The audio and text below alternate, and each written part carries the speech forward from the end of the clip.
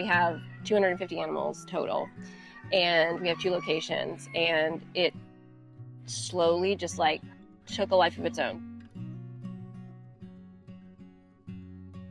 What ended up happening, and we learned this because people just started calling us asking if we could help. And what we've learned is that farm animals are neglected, so many are abused, so many are just dumped out and abandoned. So our mission became that we want to take in the abused, neglected, and abandoned livestock. And then it started kind of turning.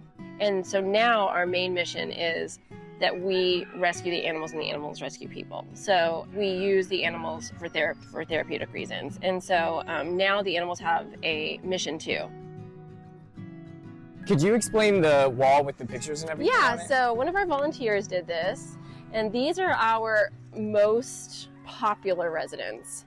And so what she did is she put their pictures in here, and then we recorded my voice telling about each one of the most popular residents. So if you make the wall, you know. That's a big deal. This is like the Hall of Fame right now. It is, yeah.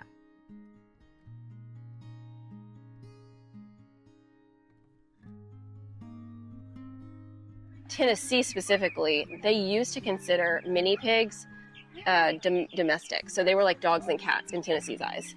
They changed that a couple of years ago. And so when they changed that and made them farm, now you have to have 5 or more acres to be able to have a pig, even if it's a mini pig. So that turned over a whole lot of pigs a couple of years ago. Can you tell me a little bit about this big guy that we got right here? This is Cash. Cash is 3 years old now. He came to us from a lady who found him on Facebook Marketplace for sale by the pound. It was a sale that was for processed meat. So people would call her and say, I want, 5 pounds of pork, and that's what they were selling on the day that she saw this on Facebook Marketplace. So she messaged and said she wanted to buy the whole pig, but she wanted it to be alive. And so she rescued him that day, and she paid $650 for this pig.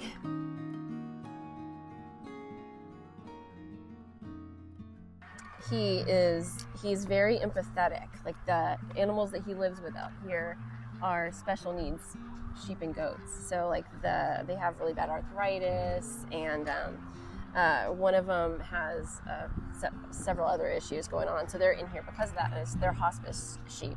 And he just lays with them and makes sure that they're okay, and he just is such an empathetic guy. See you later.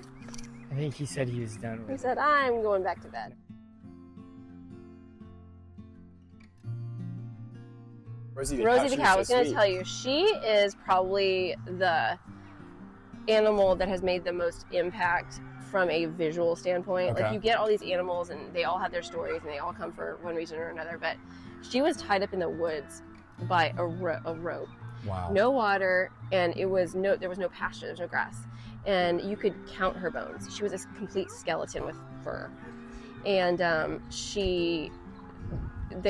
state forced the owner to surrender the cow. And when she got out here, I mean, it was a process, because you have to feed them slow. They want to eat so much, but you have to feed them slow. But now, if you look at a side-by-side of her versus then, it is remarkable, the Night difference. and day. Yeah, it's just wild. So, and she's just such a sweet girl. So that's probably the one that made the most impact from a visual standpoint. One of my favorite animals that I met today was Oreo the duck. He can't walk, but he loves to swim. Can I pet Oreo? Yeah, you can. Okay. Yeah, he's a little wobbly, but A little wobbly? he'll start to dive under. Yeah. Hi. Yay, Oreo! Happy duck. Oreo's just a sweet soul. Getting to watch him swim around was the funnest part of the day, if we're honest.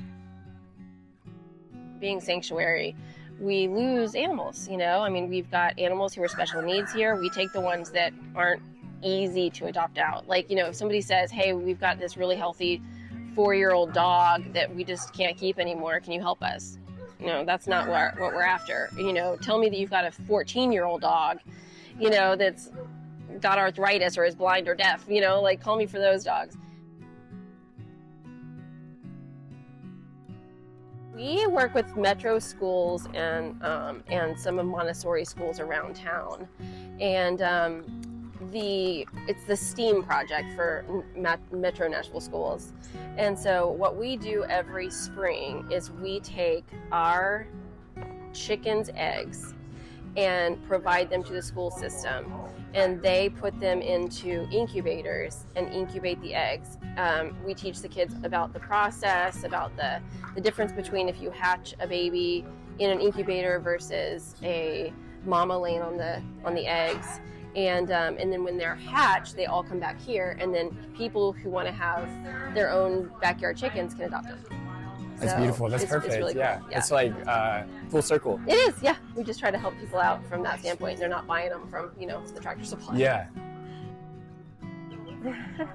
How many chickens do you usually get?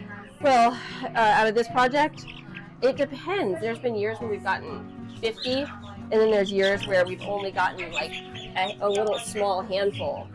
You guys are learning how to jump out of there, huh? Yeah.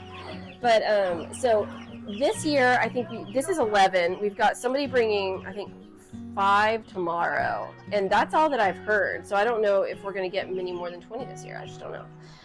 But we'll see.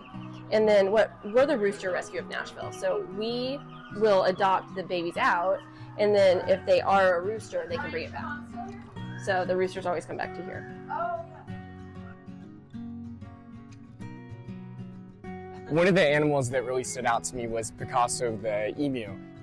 She was very, very inquisitive, kind of felt like we had another crew member on our hands. She loved the camera, so I would say I liked her the most.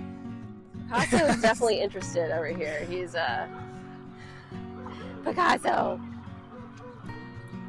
They are the funniest animals. They are the funniest, and they're really good protectors, really good. Like, she'll stand up and poof all of her feathers out, and she knows if there's a new animal that comes in or a new person that comes in, and she's very intuitive.